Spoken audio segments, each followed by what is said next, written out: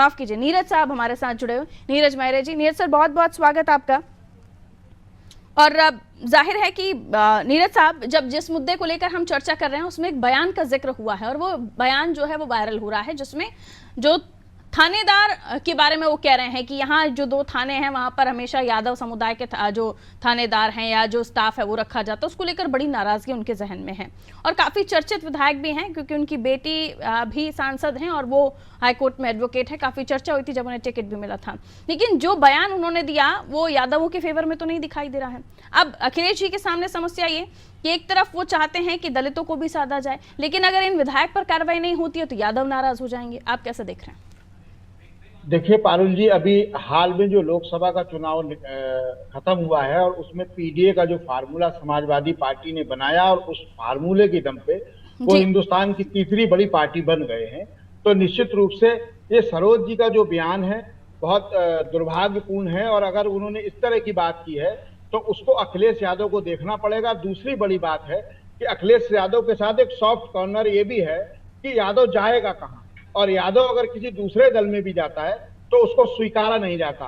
तो निश्चित रूप से अब चूंकि अभी हाल में ही एक फैसला होना है कि नेता विरोधी दल कौन होगा विधानसभा में उत्तर प्रदेश की में, चूंकि अखिलेश यादव ने यहाँ विधानसभा की सदस्यता से इस्तीफा दे दिया है, तो हमें जो जानकारी या सूत्रों से मिल रही उसमें कौशाम्बी से जो जीते हैं सरोज जी, उनका नाम भी चल रहा है। तो निश्चित रूप से वो एक चीज हो सकती है जिससे यादव पे दबाव बनाने की राजनीति जो उन्होंने शुरू की है, तो निश्चित रूप से इससे कुछ न कुछ अखिलेश यादव को सोचना पड़ेगा या सोचने पे मजबूर कर देंगे ये लोग। तो ये दलितों और यादवों का जो विवाद है वो कोई नया नहीं है। इससे पहले मायावती वाला घटना का कांड देख लीजिए, उससे पहले और भी तमाम चीजें रही जिनको लेके यादव इससे पहले इस बात पे भी नाराज हो गया था। एक भरे मंच पे मायावती और मुलायम सिंह जी बैठे थे, डिम्पल यादव जी ने उनके पैर छू लिए थे पिछले लोकसभा चुनाव में जो गठबंधन से चुनाव लड़े थे।